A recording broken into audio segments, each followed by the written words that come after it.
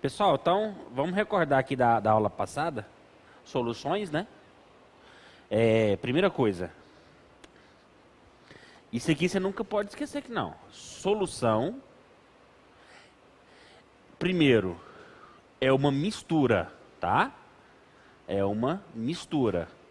Só que não é qualquer mistura, é uma mistura homogênea. Se é uma mistura, eu preciso de dois componentes. Aquele que está em maior quantidade e aquele que está em menor quantidade. Aquele que está em maior, eu chamo ele de solvente. Não importa se ele é sólido, líquido ou gasoso, tá? E aquele que está em menor quantidade, eu vou chamar ele de soluto também, não importa se é sólido, líquido ou gasoso, beleza? Agora, quando eu falo de solução, eu tenho 4 classificações, que é a insaturada, a saturada com corpo de fundo e a supersaturada. Então vamos lá. Recordando rapidamente, quando eu pego um soluto, que no caso aqui é o cloreto de sódio, a uma temperatura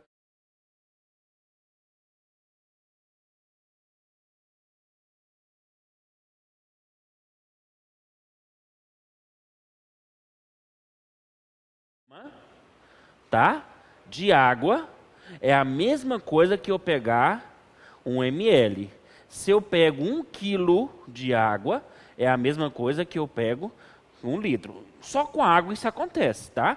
Por exemplo, se eu pegar 1 grama de álcool, tá? Eu não pego 1 ml de álcool. Tá bom? Isso acontece, pessoal, porque existe uma tal da densidade, que nós vamos ver agora, que é a relação entre a massa e o volume, que a densidade, no caso da água, é 1.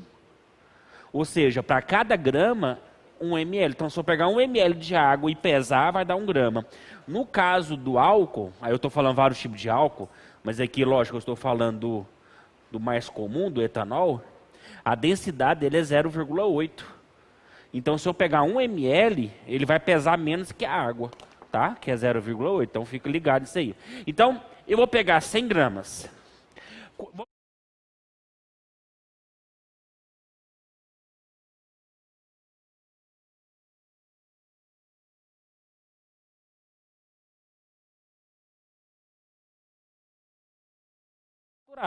Se eu colocar igualzinho, vai dar saturada. Se eu superar, se eu colocar 48, 60, 80, 100, vai dar uma solução saturada, porém com corpo de fundo. Se eu pegar, por exemplo, 50, vai dissolver 42 e vai descer 8, tá? E a supersaturada, que nós vimos quando você mexe com a temperatura e também com a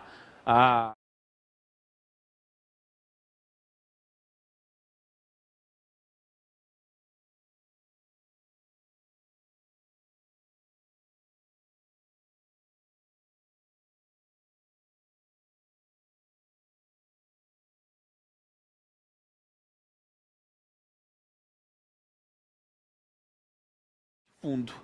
Então essa é a solução supersaturada, só para a gente revisar. Agora, matéria nova. Quando eu vou dissolver,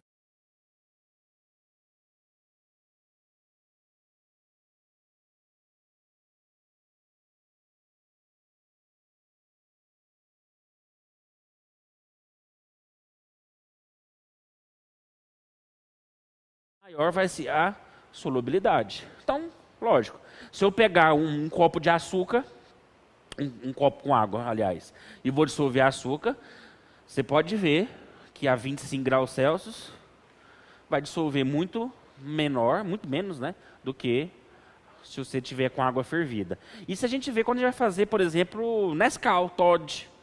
Se você colocar no leite gelado ou no leite quente, você vê a diferença. No leite gelado, por mais que você mexa, ainda fica umas bolinhas. No quente já não fica, né? Agora, Toddy, Nescau.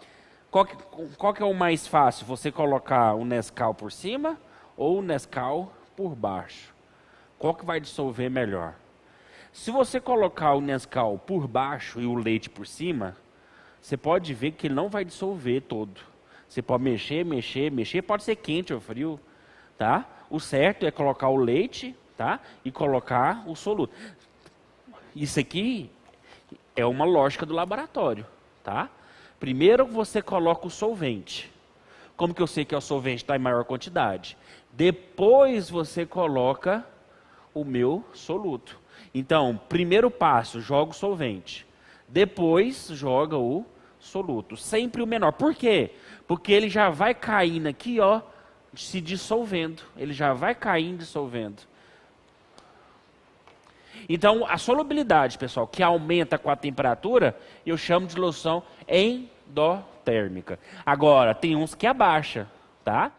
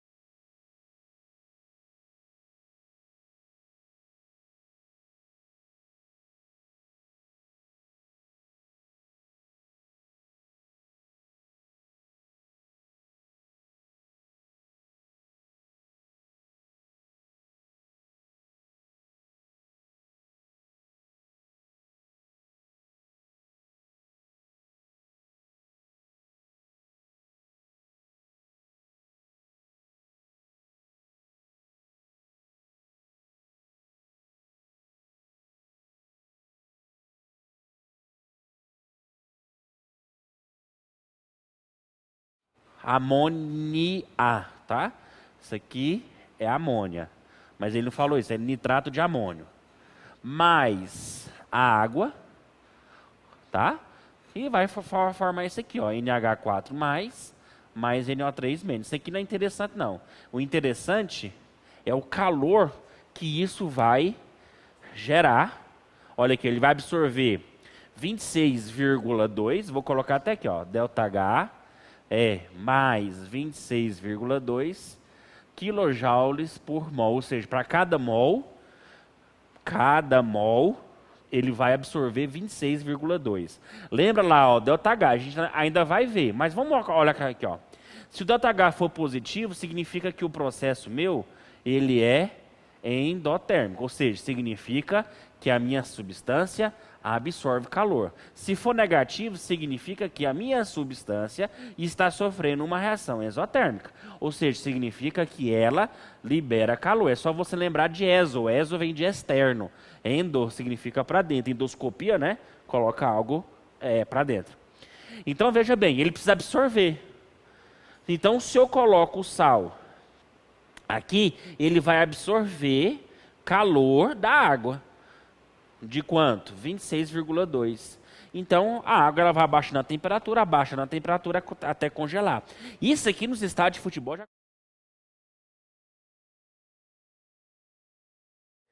Claro que eu estou falando de alto nível, né? Estou falando de jogos mais da seleção brasileira, de time que tem dinheiro.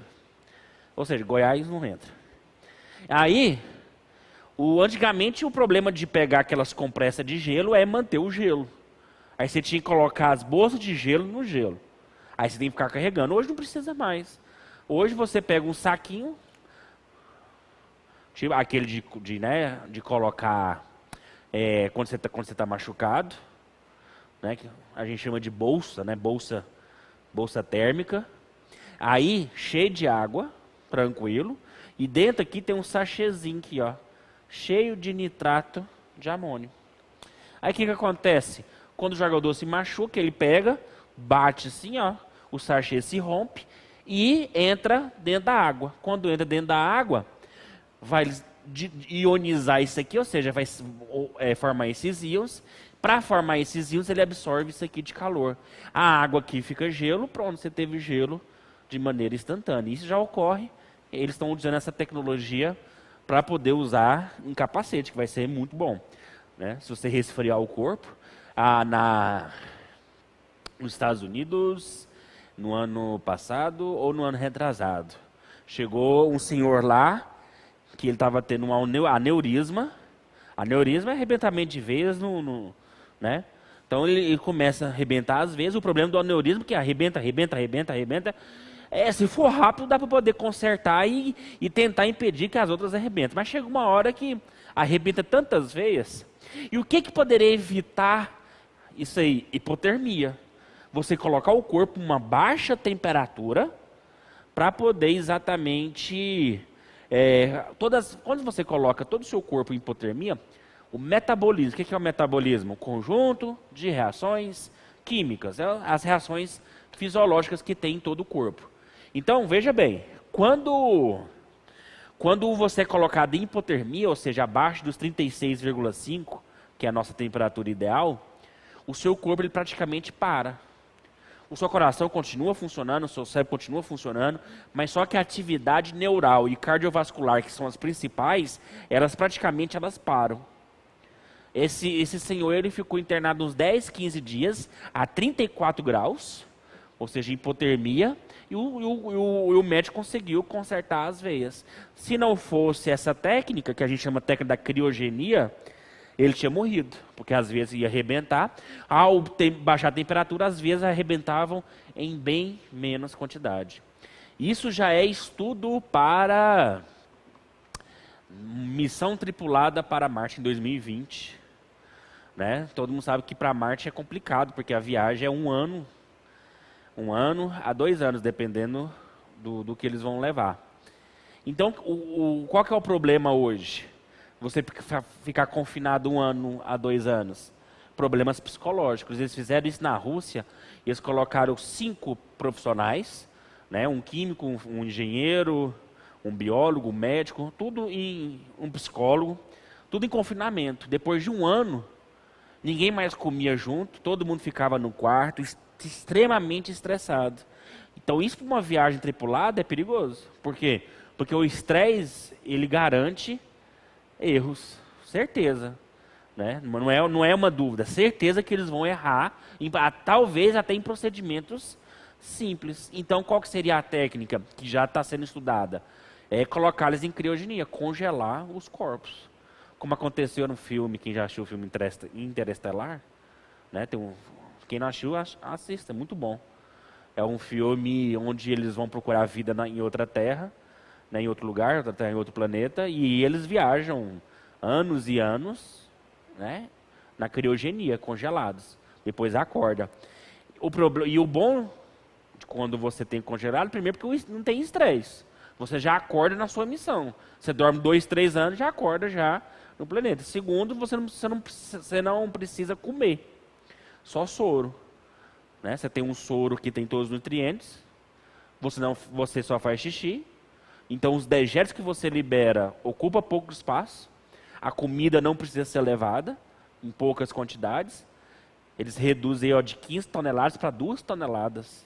E isso você sabe que é importantíssimo, porque cada tonelada a mais é milhões e milhões que é gasto para poder acomodar. Né?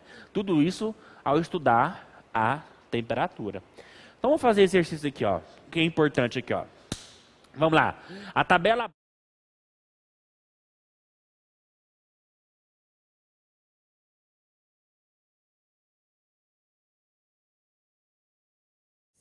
Coeficiente da solubilidade. Ela tem 3 informações sempre. Primeiro, a quantidade de soluto que vai dissolver, ou seja, o limite que ele vai dissolver. Depois, ele vai te dar o valor do solvente que ele está usando. No caso ali, 100 gramas de água. E terceiro, temperatura. Sempre é dado. Tá? Por quê? Porque se eu vario a quantidade de solvente para mais ou para menos, também vai variar a solubilidade. Isso é lógico. E a temperatura, nós vimos também que ela é importante. Por que ela é importante? Porque tem umas que aumentam a solubilidade, tem umas que diminuem a solubilidade, tá? Então vamos lá. Então você pode ver que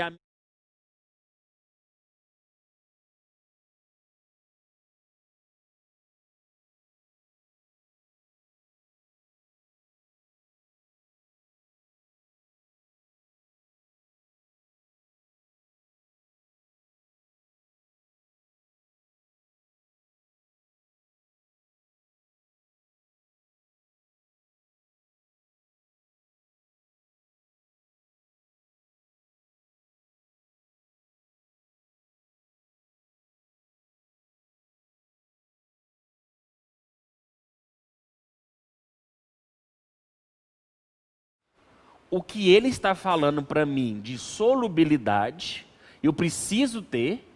Aonde eu vejo isso, pessoal? Isso aqui, ó, é o valor tabelado. Ele sempre vai te dar. E pode ser tabelado na tabela, no gráfico, ou ele vai te dar informação aleatória. Nesse caso é em tabela. E eu preciso saber de acordo com a temperatura. Aí eu vou comparar essa solubilidade com os dados que ele está te dando e eu vou ver a resposta. Quer ver? Ao preparar uma solução,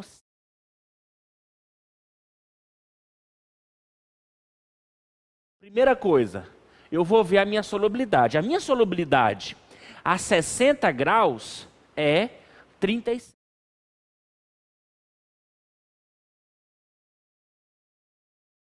Soluto X para 100 gramas de água. Em 200 gramas de água. Isso aqui é o dado que ele deu. 200 gramas de água. E resfriá-la até 10 graus. Opa, então eu vou resfriar até 10 graus. Vou ver lá 10 graus. Olha lá na tabela. 18 gramas de X para 100 gramas de água. Serão precipitados 19 gramas desse sal. Então o que ele fez? Ele pegou a 60, fez uma solução que? Saturada. O que é uma solução saturada? Eu vou dissolver quantas gramas? 37. Então é uma solução saturada. Aí depois ele vai resfriar e eu quero saber quanto que precipita. Só que ele quer em 200 gramas de água. De acordo com o meu valor tabelado é para 100.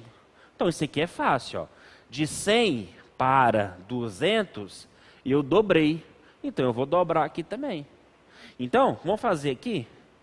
Então eu vou pegar o meu copinho aqui. Vou pegar 200 gramas de água, do jeito que ele pediu. A minha solubilidade a 200 gramas é só fazer aqui, ó. Dá quanto? 74 gramas. Beleza até agora? Dobrei a quantidade de solvente, eu dobro a quantidade de soluto. Então, dobrei a capacidade de solvente, dobro aqui também. Então, 37 vezes 2, 74.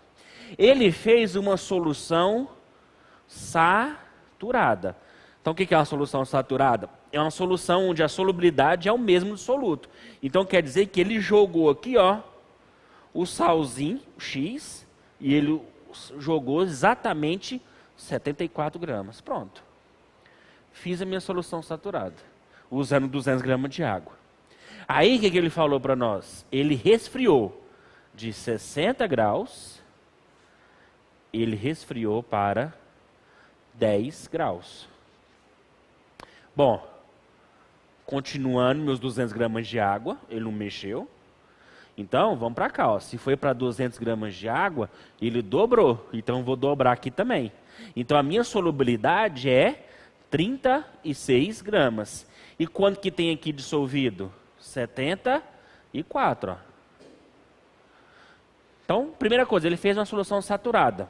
Qual que é a solubilidade? É 60? 74. Pronto, solução saturada, então eu vou colocar 74, tem que empatar. Aí ele resfriou para 10. Quando ele resfriou para 10, só cabia 36, mas tem 74. Então o que vai acontecer aqui? Ó? Vai solubilizar os 36 gramas, que é o máximo que suporta. E vai descer, quando eu falo descer, ou seja, corpo de fundo, ou seja, precipitado.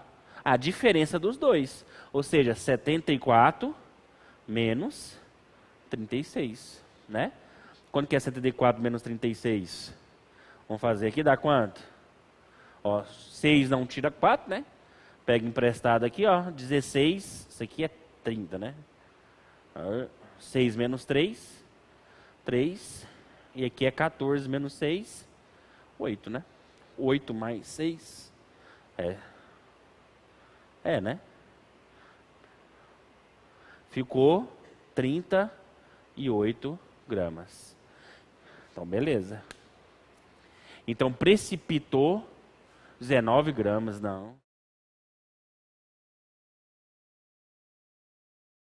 São 3. Olha lá, pessoal. Uma solução.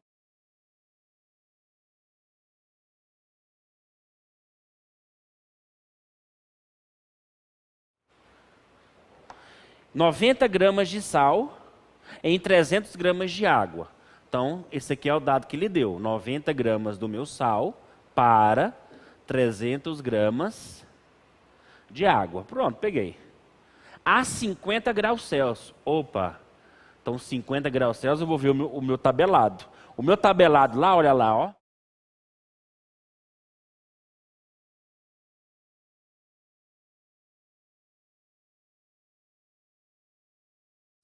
De água. Pronto. Apresentará precipitado. Então, beleza. Pessoal, o que eu vou fazer? Eu vou pegar o meu copinho aqui, vou colocar 300 gramas de água e vou dissolver 90. E eu quero saber se vai formar precipitado. Aí eu tenho que saber qual que é a minha capacidade desse solvente. E ele falou, é a 50 graus. Só que tem um porém. Olha aqui, ó. Isso aqui é 100 gramas. Ele não quer para 100 gramas, ele quer para 300. Então, ó, olha o raciocínio. Eu tripliquei a quantidade de solvente. Então, eu vou triplicar também a minha quantidade de soluto. Então, fica 32 vezes 3. Né? Vai dar 96. Então, 96. Então, a minha capacidade aqui, ó, é de 96 gramas para 300 gramas de água. Então, ou seja, quando eu peguei 300 gramas, ele solubiliza no máximo até 96. E eu tinha 90. Não é isso? Ou seja, se eu tinha 90 e cabe 96, o que acontece?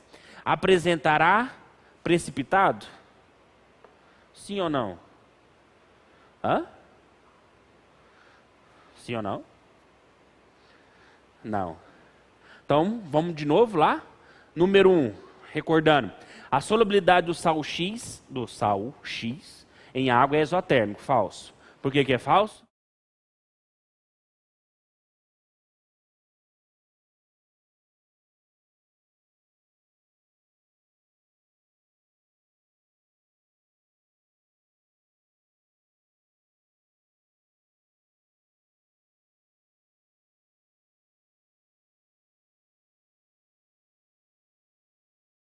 Vamos lá, não, vamos fazer de novo. Ao preparar uma solução saturada.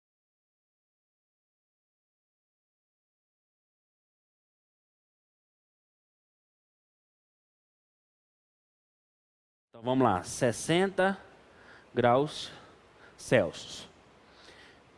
60 graus Celsius, olha lá a solubilidade. É 37 gramas para 100 gramas de água.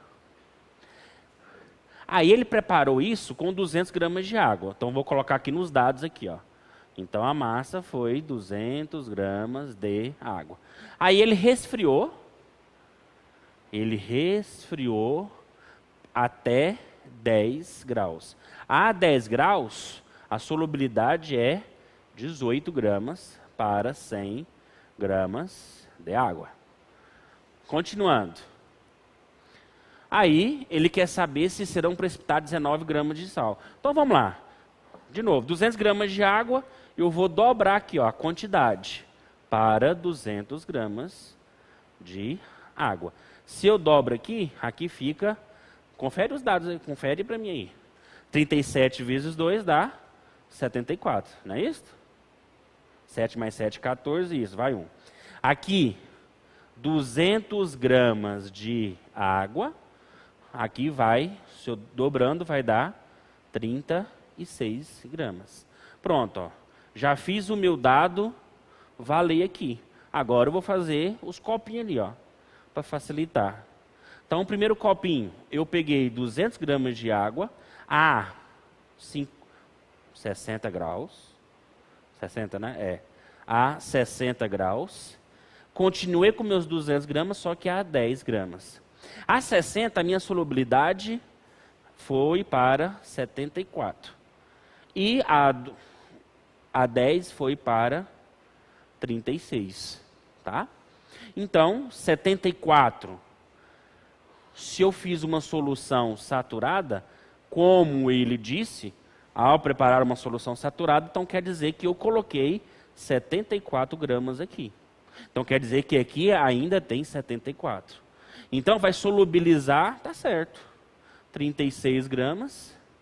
E o que vai descer, 74 menos 36. Que a gente já viu isso aqui. Que deu quando a última vez? Nem lembro. Pega emprestado aqui, fica 6. 38. Então, vai descer 38. Então, esse aqui é o meu precipitado. E esse aqui é o quanto está solubilizado. Então, a 2 realmente está falsa. A 1 e a 2. Então, vamos ver a terceira aqui, ó. Ver se eu...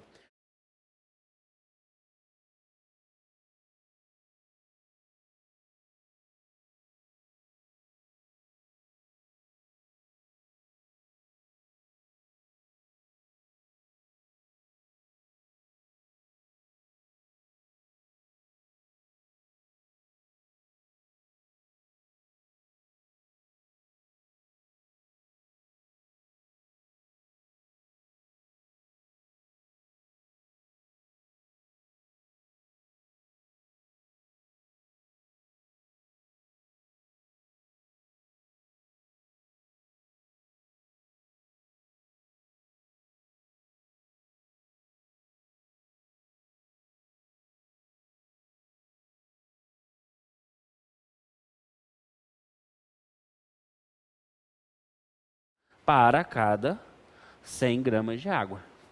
E ele colocou para 300 gramas de água. Então, vamos lá, ó. 300 gramas de água, estou multiplicando por 3. Então, aqui vai ser por 3. Então, 32 vezes 3. 3 vezes 2, 6. 3 vezes 3, 9. Então, vai dar 96 gramas. Então, vai caber 96 gramas. Isso a 50 graus. E eu vou colocar a 90 gramas. Ó, veja bem. Vou colocar 90 onde cabe 96. Então, o que vai acontecer? Se eu estou colocando 96, então, estou colocando. E aqui é onde... Não, 96 é onde suporta. Perdão. Isso aqui é quanto suporta e aqui eu estou colocando. Ó, uma dica. Quando eu falo de solubilidade, é o quanto que suporta, quanto que o solvente suporta. E quando eu coloco, 90 gramas. É o dado do exercício. Então, veja bem, suporta 96 e eu coloco 90. Ou seja, se suporta 96 e coloco 90, não vai haver precipitado. Não vai haver. E vai solubilizar tudo. Vai solubilizar os 90 gramas. Então, depois eu vejo essa questão, tá? Mas todas estão...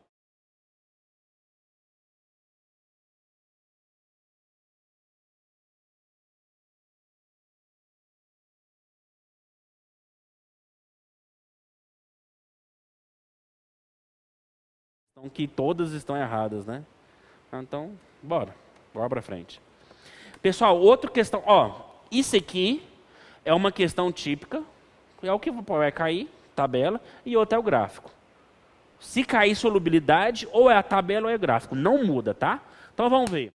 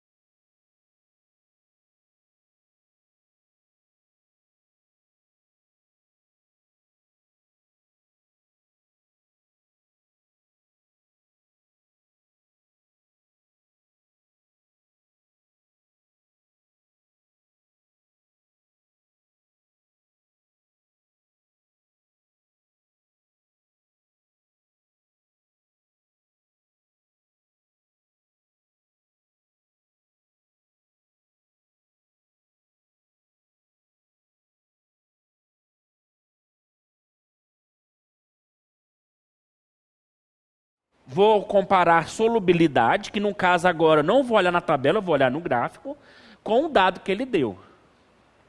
Lembrando que a solubilidade é o quanto meu solvente suporta, tá? Suporta. E aqui o quanto eu vou colocar. Então vamos lá. Ao misturar 120 gramas, então isso aqui é o dado. 120 gramas de quê? Cromato de potássio. Tá? Tá lá o cromato de potássio. Quando eu pego o cromato de potássio e misturo com 200 gramas de água, forma uma solução saturada a 60. Opa, de novo, ó. Tá vendo? Ó, toda vez, solubilidade precisa da temperatura. Então, 60 graus, vou olhar na tabela.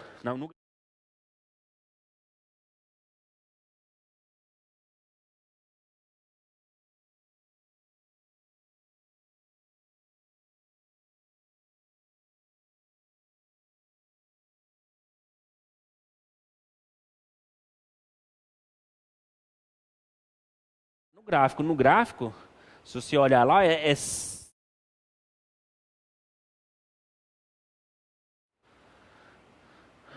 aí eu vou comparar.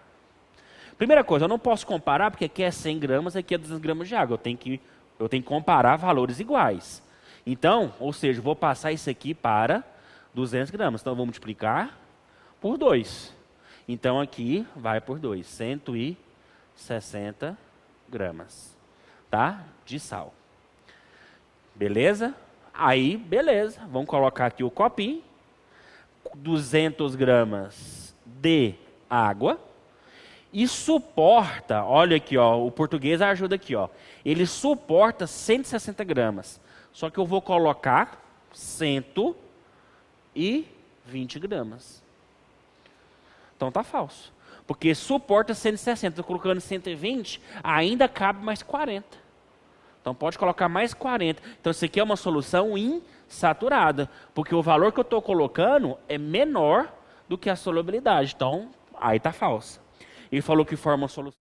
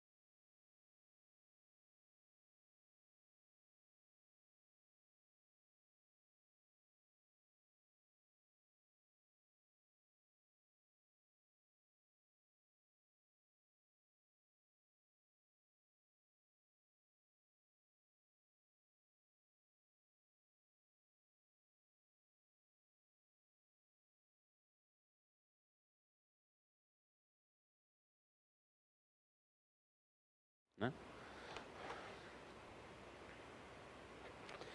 Para encerrar, o iodato.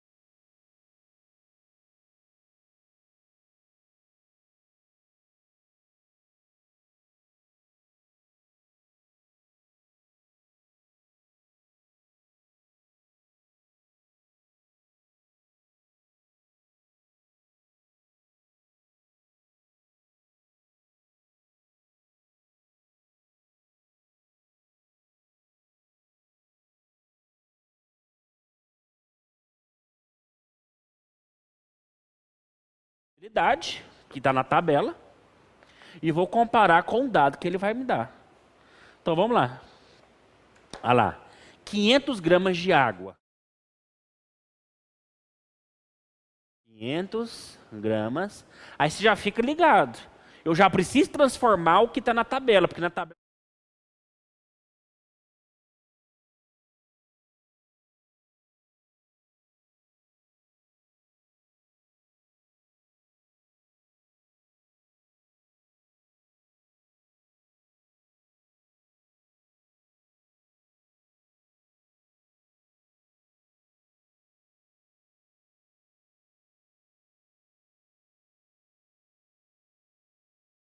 foi quanto? Então vamos lá.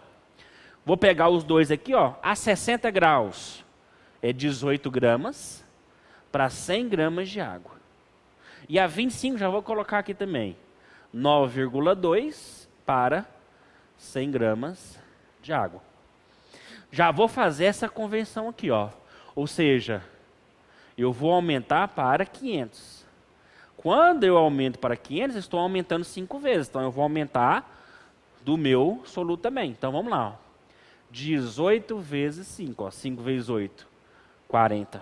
Vai 4. 5 vezes 1, 5. Então vai ficar 90. Aqui é a mesma coisa. Vai para 500 gramas de água, ou seja, aumentei 5 vezes, então fica 9,2 vezes 5. Ó. 5 vezes 2, 10, vai 1. 5 vezes 9, 45, mais 1, 46. Com a vírgula lá, vaza o zero. Então fica 46 gramas, tá? Então, beleza. Então, vou pegar aqui, ó, o meu copinho a 60 e vou resfriar para 25. A 60, ele suporta 90 gramas. A 25, ele suporta só 46. E pelo dado, ele vai adicionar 80 gramas. Pronto. Quando ele adicionou aqui, ele formou uma solução insaturada. Por quê? Porque cabe 90. Tá? Se cabe 90, colocou 80, ainda cabia mais 10, então insaturada. Só que eu resfriei. Os 80 ainda estão aqui, porque não evapora não. A água pode até evaporar um pouco, mas o soluto não. Só que agora suporta só 46 e tem 80. Então significa o quê? Se suporta 46, então vai dissolver os 46.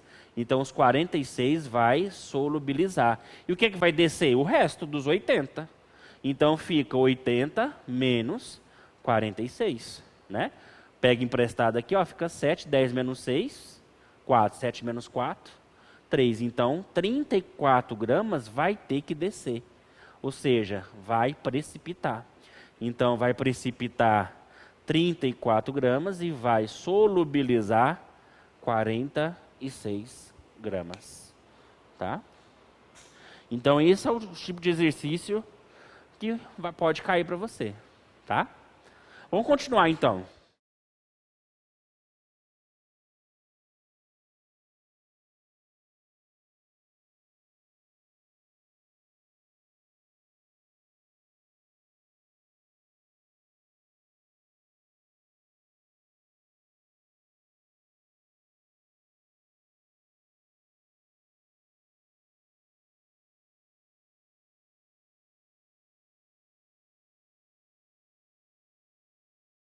R$ 99% é solúvel em água. Por que que é?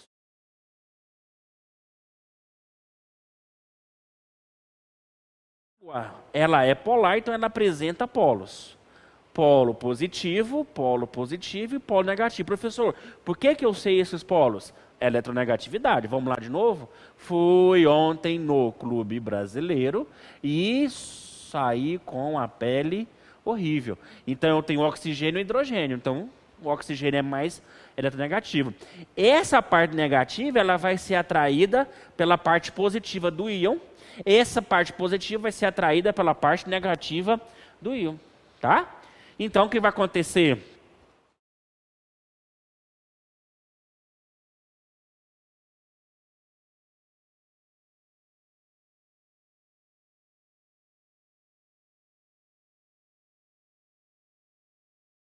Que vai te ajudar. Não existe rodeado, tá? Não, isso aqui não é rodeio não, tá? Não existe isso não.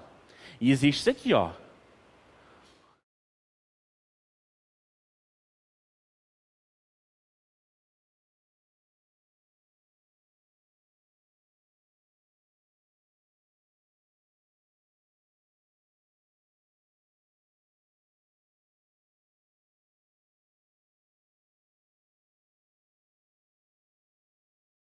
A parte positiva da água vai ser atraída pelo íon negativo. A parte positiva da água vai ser atraída pelo negativo do íon. Então, essas atrações é a solvatação. Olha aí, ó.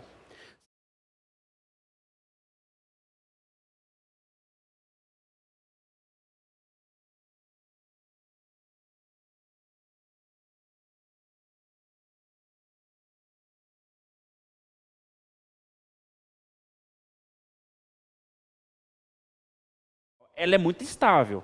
É o que mostra por que o Na não volta. Porque, por exemplo, e coloca em água, fica Na e Cl-. Aí você pergunta, aqui na positiva, aqui no negativo, por que um atrai no outro? Pode atrair? Pode. Ué. Se fosse atrair, a reação ia voltar. A gente chama isso aqui de reação reversível. Só que não ocorre. Por quê? Porque uma vez que o Na+ se forma, a água vem e solvata o sódio. O cloro menos está aqui e o hidrogênio vem e solvata o cloro. Essa solvatação ela é mais forte do que essa atração que o sódio sinaliza. Ou seja, é porque faz tipo uma segurança, né? A água blinda a parte negativa, a água blinda a parte positiva. Essa blindagem evita do que o positivo atrai o negativo. Por isso que uma vez os íons formados, eles não voltam. Tá? Ou seja, reações de ionização, formação de íons, ou reação de dissociação, que é nesse caso, separação de íons, não são reações reversíveis. Elas não voltam. Tá? Então tá aí.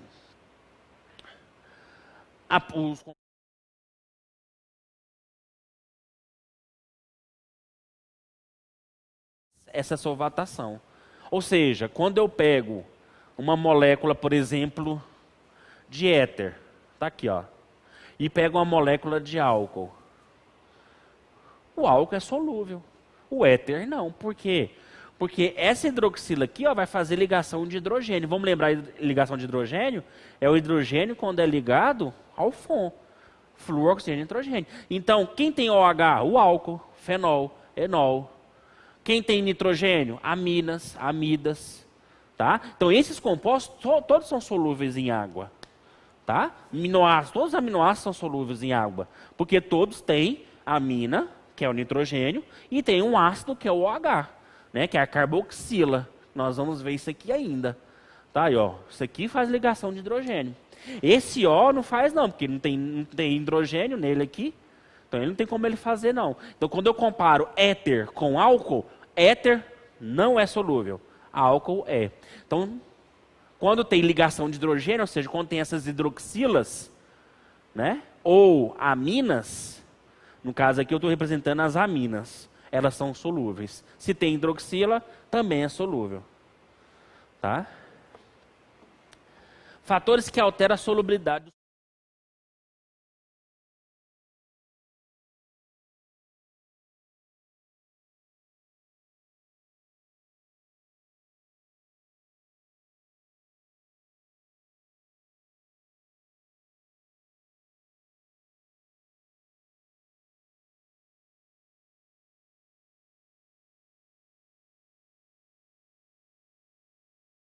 Um álcool. Vou pegar esse álcool aqui, ó, que é o propanol. Vou pegar o éter. São bem parecidos, 3 carbonos cada um. Esse aqui não é solúvel, porque não realiza ligação de hidrogênio. Pra quem realiza ligação de hidrogênio? É a hidroxila, é a carboxila e as aminas. Então, esses aqui realizam ligação de hidrogênio. Então, quer dizer que todos esses aqui, eles são solúveis. Só que tem um grande problema quando a gente fala de orgânica. Eu pego esse composto aqui, ó.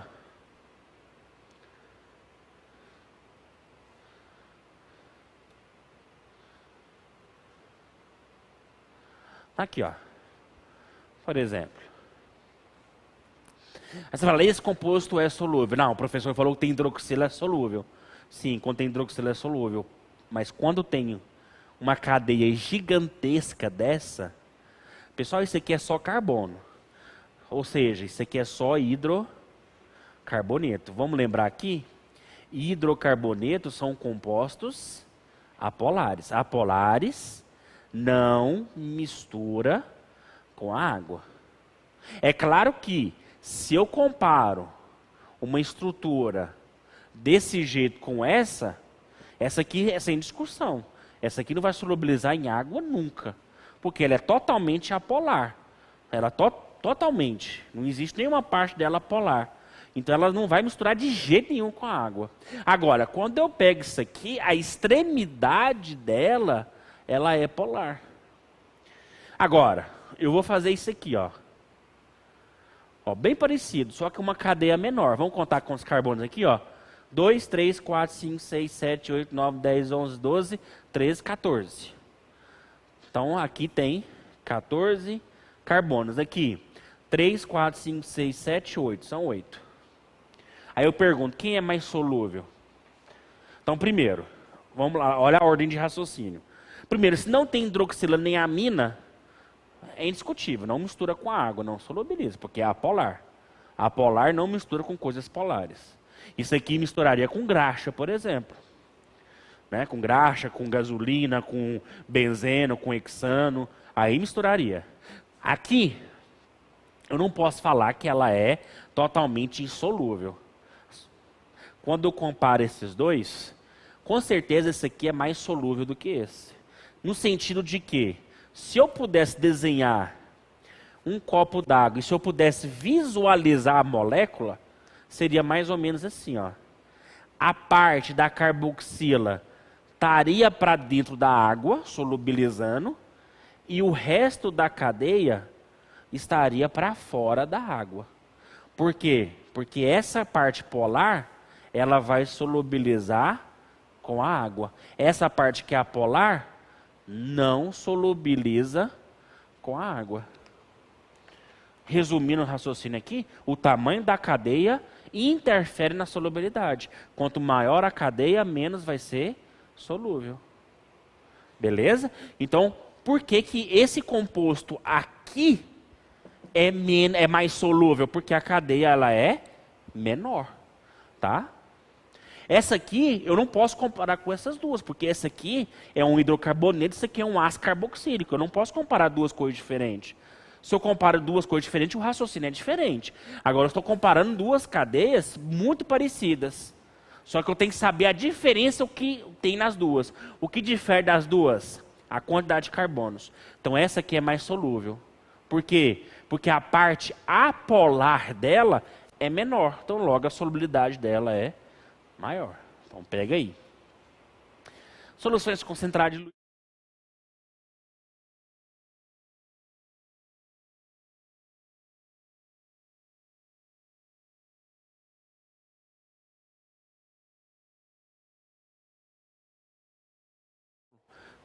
isso aqui fisicoquímica. A concentração comum de uma solução é a relação entre a massa do soluto e o volume da solução. Eu coloquei essa fórmula aí só para enfeitar. Eu não trabalho com fórmula, eu trabalho com raciocínio, regra de 3. Tá? Por quê? Porque na hora do Enem, é muita fórmula. E na química, tem 150 fórmulas. Dá para reduzir para 8 fórmulas para o Enem. É só você pegar essas aí, ó, e trabalhar com raciocínio. Professor, qual que seria o raciocínio? Primeiro, nós estamos agora vendo concentração. O que é concentração? É a quantidade de soluto que está dissolvido na minha solução. E o que é solução, pessoal? É soluto mais solvente, tá? Soluto mais solvente.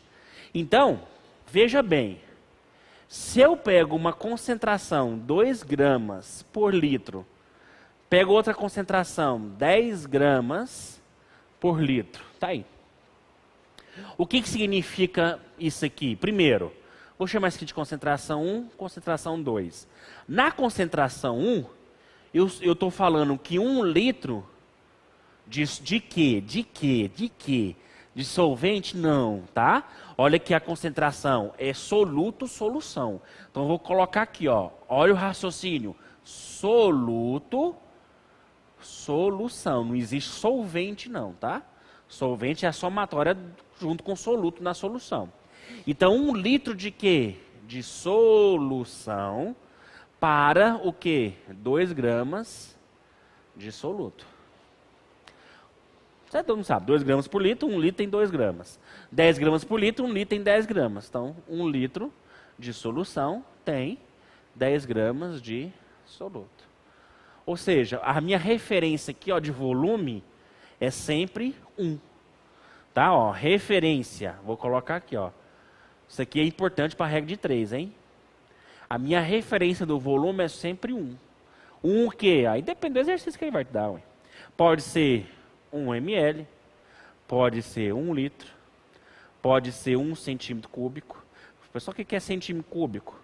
Centímetro cúbico é a mesma coisa que ml, tá? Mesma coisa. Ele pode falar decímetro cúbico. Por que decímetro cúbico? É a mesma coisa que litros, tá? Então, decímetro cúbico é a mesma coisa que litros. E ele pode falar de metro cúbico. Aí você vai lembrar que 1 metro cúbico tem 1000 decímetro cúbico, ou seja, 1000 litros. Na conta da Saneago está em metro cúbico. Aí esse mês veio 8 metros cúbicos, ou seja, 8.000 litros d'água que você gastou. Então tá aí, isso aqui são os raciocínios que a gente vai usar. A referência do volume é sempre para 1, tá? Então vamos lá, vamos continuar aqui. O que nos espera aí, ó?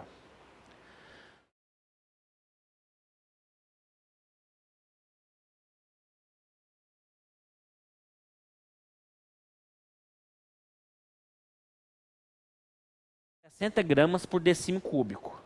Então, vou colocar aqui, pessoal, ó. 60 gramas por litro, tá? 60 gramas por decímetro cúbico. Qual é o solvente?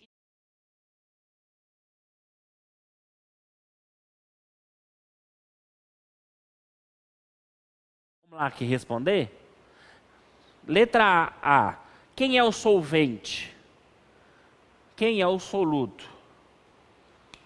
Então, 60 gramas para 1 litro.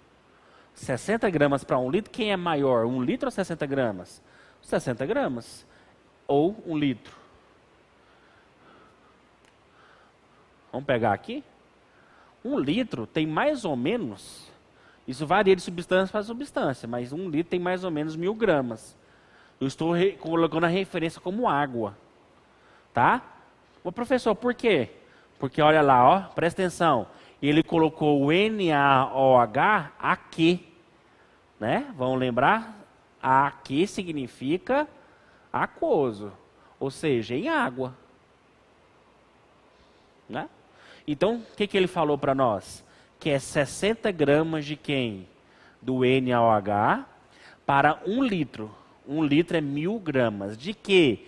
De solução. O professor, ele quer o solvente. Já tá respondido, hein? Quem é o soluto? NaOH. Quem é o solvente? A água.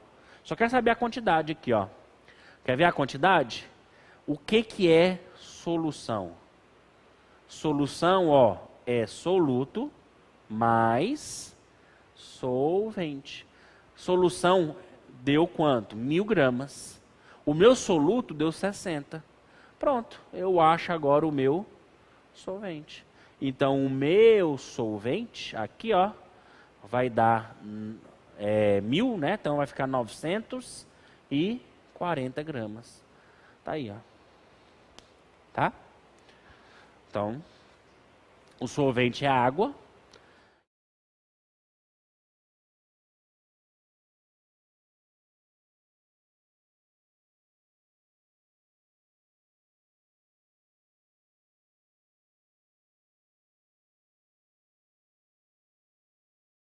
Água. Não, tem nada a ver. É porque nos exercícios de fisicoquímica, isso aqui você vê mais ou menos no final do primeiro ano ou no segundo ano, você vê quais 4 meses isso aqui. Porque é concentração, densidade, título, molaridade, aquela coisa toda. Aí toda hora, água, solvente, água, solvente, água, solvente. Aí você acha que toda vez que o solvente tem que ser líquido e tem que ser água, né? Porque na fisicoquímica é isso, mas nem sempre. Né? Se eu pego um spray de desodorante que eles sprayam, ali é tudo gás quando sai. Então, ali o gás ali é o solvente. Quando eu pego, por exemplo, uma joia de ouro, que nós já vimos que 75% é ouro e 25% é prata e cobre, então quem é o solvente aqui? O ouro. Quem é o soluto? Prata e cobre. Vamos ver, letra B. Qual é a...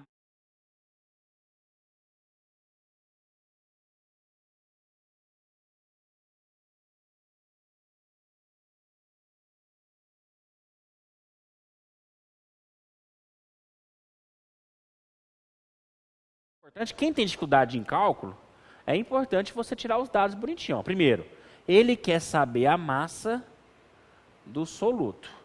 Então você coloca aqui, ó. E ele quer saber isso em 500 ml de quê? De solução. Pronto. Aí você pega o que ele te deu, 60 gramas por litro. Então eu vou pegar, ó, 60 gramas de quê, pessoal? De soluto. Para 1 decímetro cúbico, que é 1 litro, de quê? De solução. Pronto. Aí ele quer a massa do soluto, olha aí, ó, cabe certinho aqui. E ele quer em 500 ml de solução. Aí é que é negócio, todo mundo sabe que toda vez que você vai fazer regra de 3, você não pode colocar unidades diferentes. Sempre tem que ser na mesma unidade. Então, se eu coloquei o X de bar de grama, você vai achar o X em gramas. Agora, em ml, litros, você não pode fazer isso junto. Ou você passa tudo para litros, ou você passa tudo para ml. Aí vai depender do jeito que você quer. Tá? Eu prefiro passar para ml, porque é só multiplicar por 1000 aqui. Ó. Então, 1 litro é 1000 ml. Então, já coloca aqui, ó, 1000 ml. Agora, multiplica cruzado. Ó.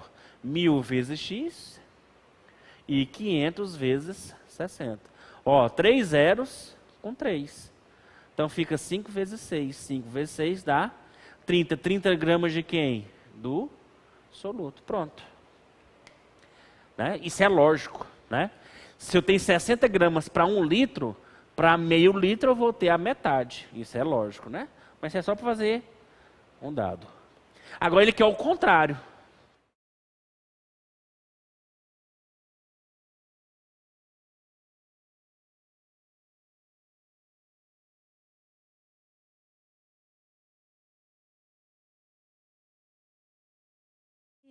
Gramas de soluto. Pronto, pessoal.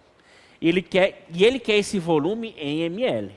Então é importante saber isso. Então vamos ler, né? O exercício sempre parte da leitura do dado que ele deu. Qual foi o dado? 60 gramas por litro.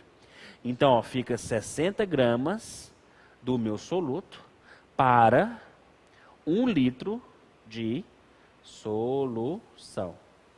O que eu quero saber?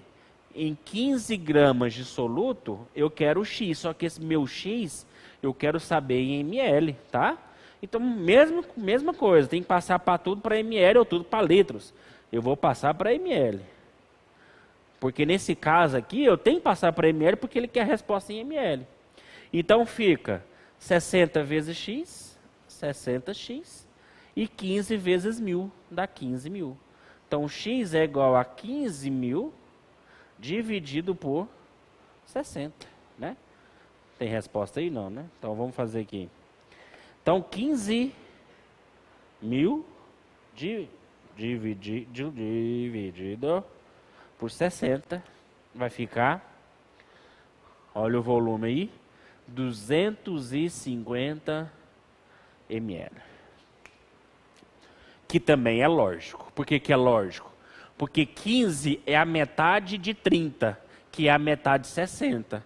Então o volume diminuiu pela metade duas vezes. Metade de 1 litro, 500 ml. Metade de 500, 250. Concentração é uma grandeza inversamente proporcional. Quanto maior o volume, menor vai ser o soluto. Como que eu sei disso, professor? Olha aqui, ó, concentração é massa sobre volume. Se você observar, a concentração e o volume estão, um não está no numerador e outro no denominador. Isso a gente chama de inversamente proporcional. Ou seja, se o volume aumenta, a densidade ou a concentração diminui. Agora, quando eu comparo concentração e massa, ambos estão no numerador, quer dizer que eles são diretamente. Então vamos aqui, ó, isso aqui significa inversamente e aqui significa diretamente. Ou seja, quanto maior a massa, maior vai ser a concentração. Por exemplo, densidade que a gente vai ver, que também é massa sobre volume, não vamos ver agora, só que a concentração é soluto sobre solução.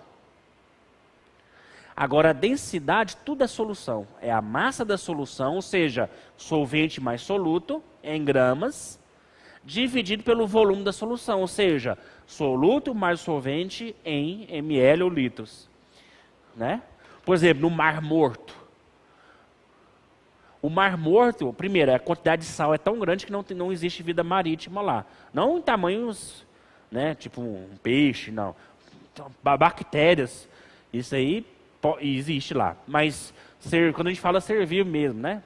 Animal e tudo, não tem. Por quê? A quantidade de sal, ela é muito gigantesca. E existe uma característica do Mar Morto, você não consegue afundar. Porque naturalmente nós somos mais pesados do que qualquer tipo de água. Seja água doce ou água salgada. A gente mergulha e afunda. Para você boiar, você tem que ter um equilíbrio, você tem que fazer força para isso. Você tem que aumentar a sua superfície de contato. Já no Mar Morto, você não faz, né, dificuldade nenhuma. O jeito que você mergulhou, você vai boiar. Ou seja, é quase impossível mergulhar no Mar Morto. Você precisa de uma corda para poder você descer. Porque se você só tentar pela força, chega uma hora que você vai cansar e você volta. Sabe por quê? A quantidade de sal, ela é altíssima. Então a massa de sal é altíssima, fazendo que a densidade também seja altíssima. Então a densidade acaba sendo que maior que o nosso corpo. Então por isso que a gente boia. Vamos lá. As instruções da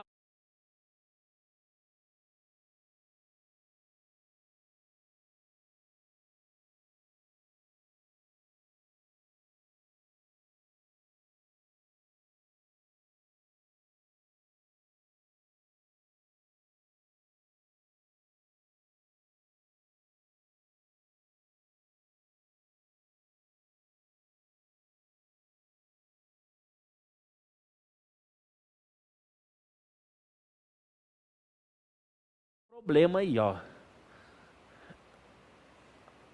Qual que é o problema? Que ele quer do potássio. E tem um problema com potássio. Porque não tem potássio sozinho. Ele está comparado, ele está junto com uma substância, cloreto de potássio. Né? Ele tá aqui, ó. Ele quer a de potássio. Ah, é potássio, né? Cloreto de potássio. Então tá aqui, ó, KCl. Aí, cloreto de potássio. Ele quer só do potássio. O cloreto de potássio, ele é sólido. Todos os três primeiros aí, ó, são iônicos, então todos são sólidos. A glicose, por coincidência, também é sólida, só que não é iônica, ela é covalente. O que acontece quando eu coloco em água? Toda substância iônica em água, pessoal, dissocia em K+, aqui no caso, e Cl-. Aí eu vou colocar aquoso porque está em água. Já está balanceada a minha equação. Aqui está 1 e 1. E veja bem que ele quer as informações, ó, do potássio. Só que o exercício deu as informações do cloreto de potássio. Qual que é a informação do cloreto de potássio?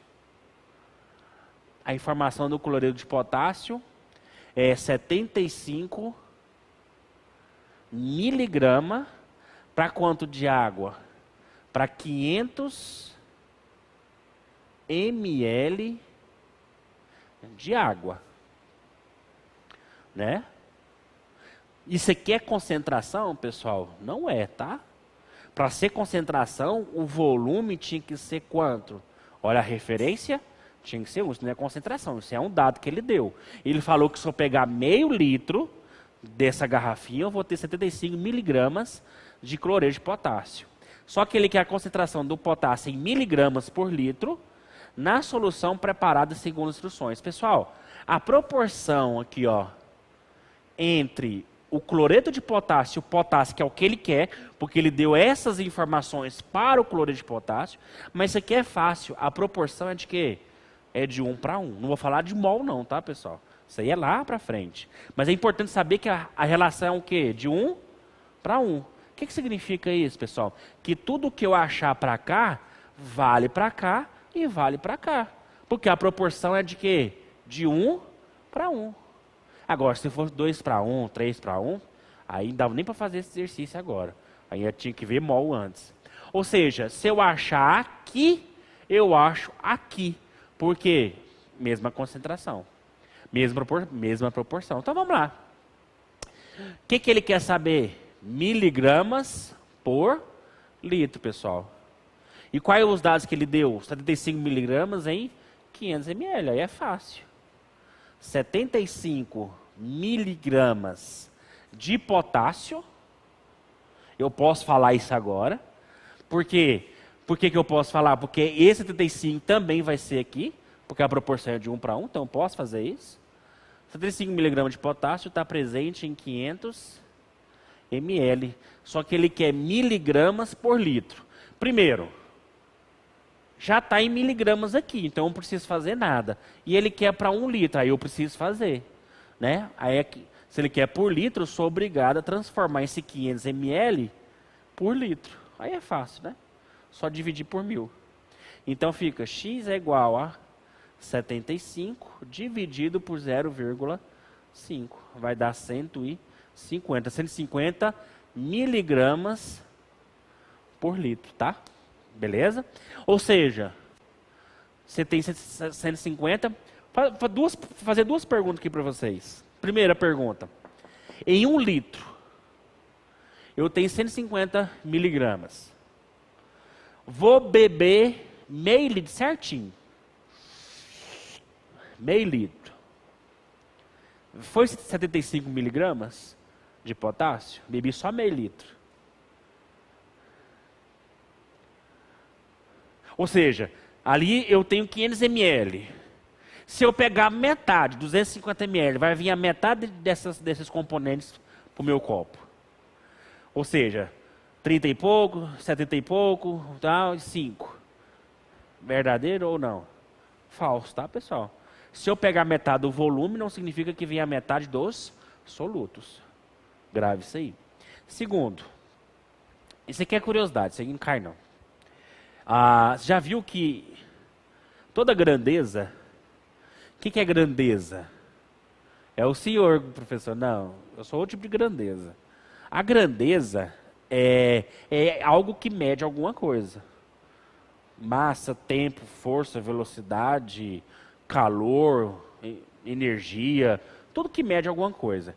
E toda grandeza, ela tem a sua unidade.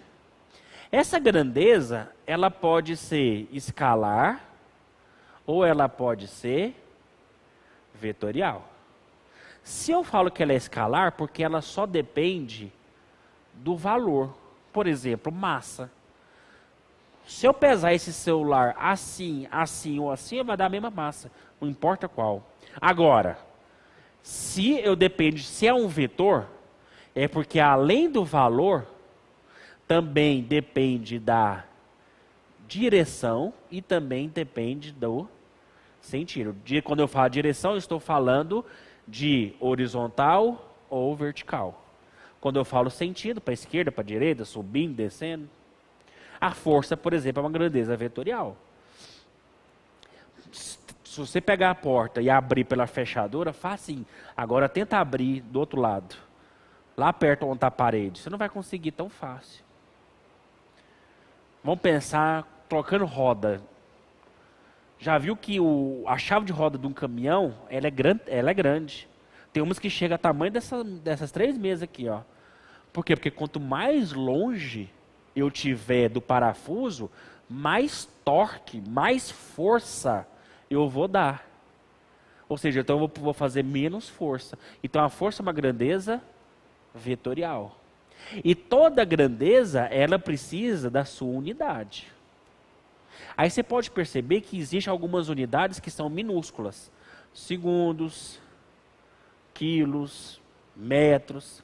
Mas tem umas que são maiúsculas.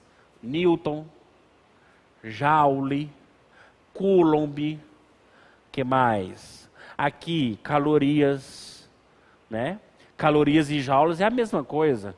É tudo unidade de energia. Uma caloria tem 4,2 joules, mas uma é minúscula, outra é maiúscula. Né? Alguém sabe explicar o porquê? Por que algumas unidades são minúsculas e outras são maiúsculas? Presta atenção.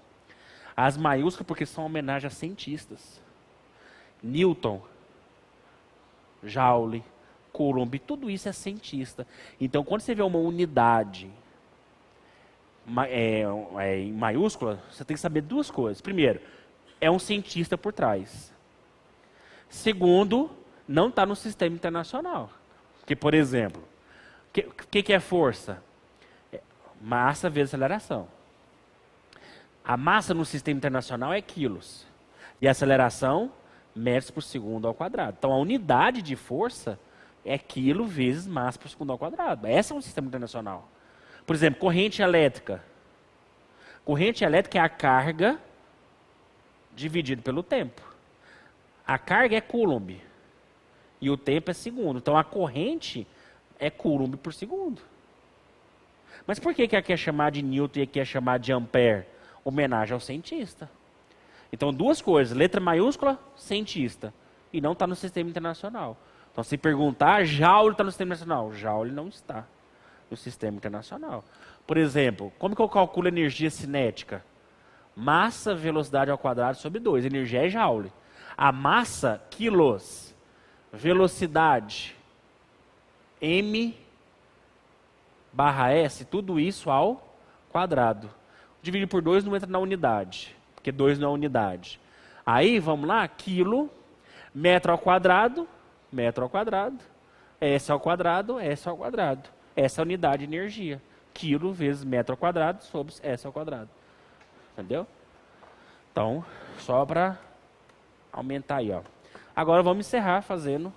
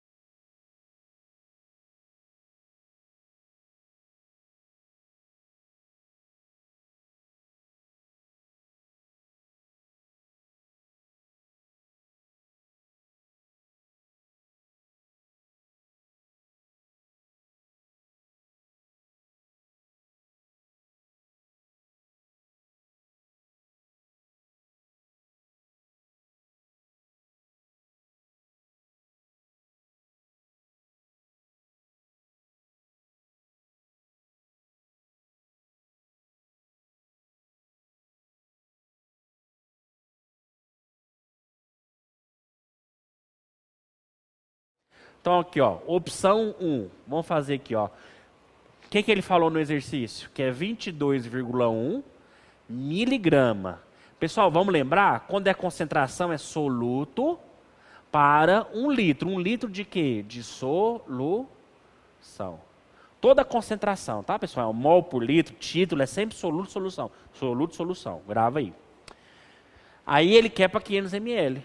Ou seja, para meio litro. Aqui vai ser X. Então, X é igual a 22,1 vezes 0,5. Né? Vai dar metade, né? Vai dar 11,05 miligramas. Então, a resposta está errada. Opção 2. Na tabela anterior, encontra...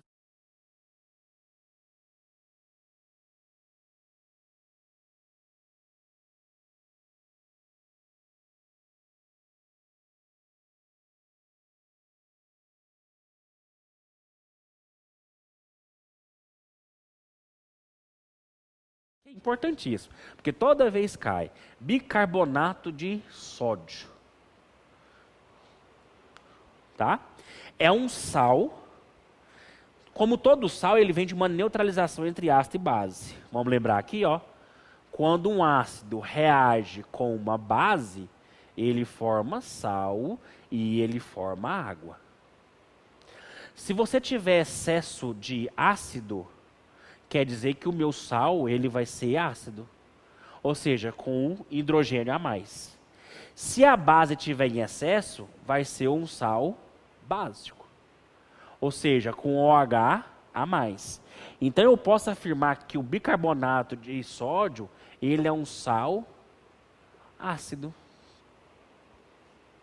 Tá? O que significa ser um sal ácido? Aí que muita gente erra, hein? Vamos lá? Primeira coisa, se ele é um sal, pessoal, ele é sólido. Quando eu coloco ele em água, ele vai dissociar. Na+, aquoso, mais HCO3-. Então tá aí. Esse Na+, eu não estou nem para ele não. Eu quero pegar esse aqui, ó.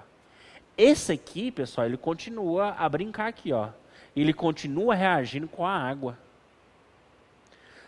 Sabe o que ele vai fazer com a água? Ele vai roubar o hidrogênio da água. Aí, de H fica H2CO3. Ó, quem lembra de H2CO3? Esse aqui é o ácido carbônico. Mais quem? A água é H2O. Se roubou um hidrogênio, sobra quem? Um OH menos. Aí uma dica. Não existe ácido carbônico assim não, tá? Não existe. Por quê? Porque ele é tão instável que ele se decompõe rapidamente em CO2 e água, mais OH menos. Pessoal, já tomei bicarbonato de sódio quando está com azia, né? Quando você está com azia, quando você come que nem a porca velha, o que acontece? Existe no seu estômago o ácido clorídrico, HCl. O HCl. Por quê? Porque ele libera H+. Esse H+, ele ativa as enzimas. A protease, que são as enzimas que digerem as proteínas. Se você come muito, libera muito suco gástrico. O suco gástrico é o ácido clorídrico junto com outras coisas, mas em tese é o ácido clorídrico. Ele ativa as enzimas. Se eu pegar essas enzimas e colocar no estômago, elas não vão funcionar. Porque o estômago é o contrário, ele é básico. Ele só funciona no meio básico. Vamos lembrar que as enzimas elas são chatas. Elas trabalham com temperatura ideal, concentração ideal, substrato ideal, pH ideal, tudo ideal. Se fugir disso aí, ela não trabalha mais. Então, o H+ é para ativar as enzimas. Só que você come muito, libera muito H+, aí você fica com a famosa azia. Aí, para você fazer isso, você toma o sorrisal, que tem a mesma função do bicarbonato, pessoal. Só que o sorrisal, tem gente que gosta, né? Porque parece uma água com gás vagabunda. Mas aí você toma bicarbonato, pessoal, o que o bicarbonato vai liberar? OH-. Pessoal, ele vai pegar esse H+, vindo do ácido, vai reagir com o H- vindo do bicarbonato, formando molécula da água. Isso aqui a gente chama de quê, pessoal? A reação de neutralização, beleza? Então aí a azia vai diminuindo. Aqui então o bicarbonato ou o soisal, você arrota. Por que arrota? Forma o CO2 também. Aí você tem gás, né? Ou sai para cima, ou às vezes, de vez em quando, sai para baixo. Não é normal. Mas peidar faz parte, né? Quem não peida, né? Então vamos lá. Então isso aqui é importante, tá? Todo ano cai. Toda pasta de dente tem bicarbonato. Por quê? Porque quando você come, 90% das comidas elas são ácidas, elas liberam H+. Tem um limão, que é ácido demais, mas arroz, essas comidas em geral, elas são ácidas. Aí, primeiro, ela atrapalha a digestão na boca, porque a boca já começa a digestão. E a boca ela tem que ser neutra. Por quê? Porque lá tem uma enzima chamada pitialina, ou amilase salivar, que já digere o amido, que é pão, massa, macarrão, tudo que é massa, ele começa ali. Se você come coisa muito ácida, esse ácido inutiliza essas enzimas. Aí o bolo alimentar que você come vai em grande pedaço, então o seu corpo vai gastar mais tempo para digerir. Lembrando que quanto mais tempo se gasta, pior é para você. Por quê? Porque vai puxar mais calorias, as pessoas engordam mais, metabolismo baixo. Aí, o que acontece? Esse H+, nós temos dois problemas. Primeiro, porque ele atrapalha a digestão da boca. E segundo, porque ele quebra o esmalte dos dentes. Existe um mineral nos dentes chamado hidroxopatita.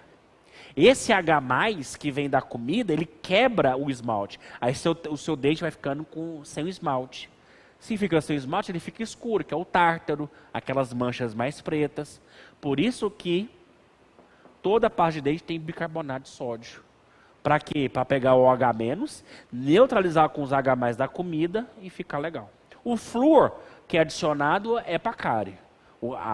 Porque o flúor ele forma um mineral que protege o dente e a cárie não consegue pegar.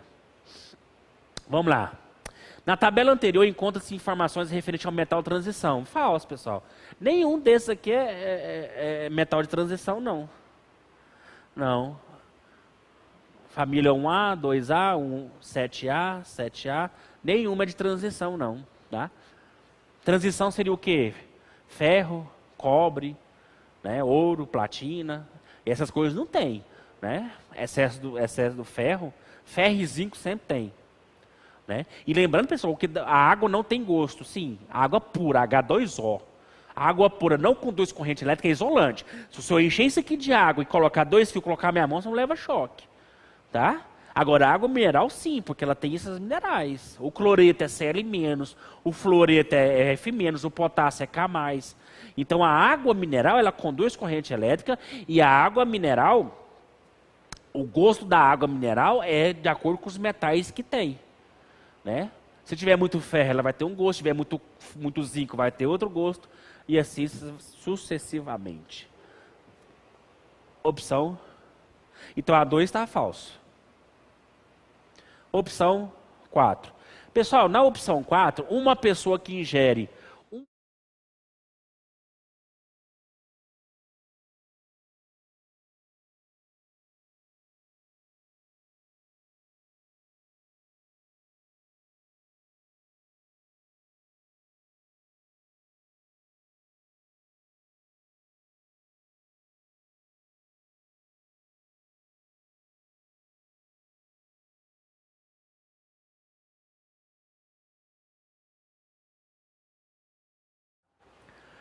é 0,04, ó, 0,04 o quê?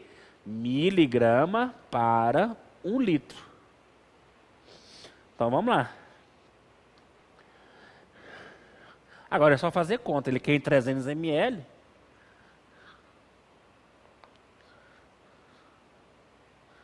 Então 300 ml. Eu não sou bobo aqui, né? Já vou colocar 0,3 litros. Porque a unidade tem que ser a mesma unidade. X. Então, X é igual a 0,04 vezes 0,3. Então, X realmente dá 0,012. E miligramas, então aqui também vai ser miligramas. Lá está em miligramas, então a 4 está verdadeira. Número 8. O cálcio presente na água está na forma iônica. Pessoal, tem que ser na forma iônica. Se não fosse na forma do cálcio mesmo, o cálcio mais famoso que nós temos é a cal, que pinta a parede. Né? O cal não é solúvel na água, não. Então tem que ser na forma iônica. Tá? É na forma iônica. Porque com certeza ele vem de um sal. Geralmente o cloreto de cálcio. Aqui, ó. Que é sólido. Por isso que tem cloreto lá, ó. Né? Aí você tem aqui, ó, o cálcio mais 2. Lembra que esse 2 sobe aqui, ó. E esse 1 sobe. Vamos lembrar. Pode esquecer disso não, hein? Mais o cloro menos. Também é aquoso. Vamos balancear isso aqui, ó. 1 e 1, ok. 2 e 1, não. Esse 1 vira 2 multiplicando por 2. Então, verdade. É verdade, verdade, verdade. Número 16 agora. Dividindo o conteúdo dessa garrafa em duas partes.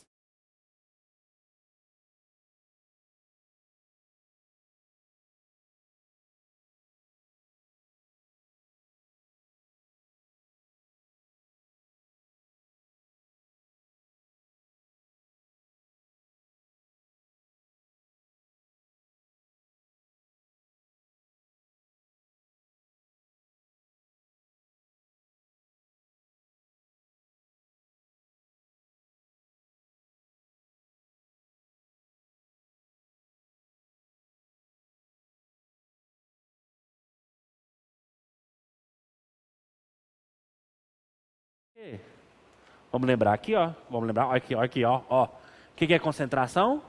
Massa sobre volume. Se eu dividir o volume em duas partes, o que acontece com o volume? Está o quê? Diminuindo. Se o volume está diminuindo, a concentração ela faz o quê, pessoal? Aumenta. Então, ou seja, vamos ver se é verdade? Quanto que é a concentração do cloreto? O cloreto é quanto? 2, vai ser cego na casa do chapéu, desgrama, velho. 2,93 aqui, ó. 2,93 miligramas para 1 litro. Eu quero dividir em duas, vamos supor que seja para 500 ml. Certo? Beleza? Aí X é igual a 2,93 igual a 0,5. Fazendo essa conta aí vai dar, olha lá. Vamos ver, vamos fazer essa conta aqui. 2,93 vezes 0,5. Olha aqui. Olha o tanto que ele judiou essa questão. Olha aqui. Olha o tanto que ele judiou. Deu certinho. A pessoa desadivada ia marcar o quê? Verdadeiro. Mas lógico, ele diminuiu, ele tirou a metade disso aqui, a metade dos compostos vai vir. Mas, como eu falei antes desse exercício, dividir o volume na metade, pessoal, a concentração faz aumentar. Tá? Então, nada. Aquilo ali, ó, é para enganar. Então, dividir o volume não divide de nenhuma forma as concentrações. Então, isso aqui com certeza está... Aí eu falei falso a vida inteira e vou marcar verdadeiro. 32. Os íons fluoreto presentes na água apresentam o octeto incompleto. F-. Lógico que não, né? O flúor da família 7A, ou seja, ele tem 1, 2, 3, 4, 5, 6, 7. Se ele é menos 1, porque é fluoreto, ele recebeu um elétron, ele está com o octeto completo, né? Então, realmente, essa aqui é falso. Tem verdade, tem a 8 e a 4, né? Então, 8 e a 4. Somando as duas, 12. Beleza? Então, encerrando aqui, na próxima aula a gente fala de densidade.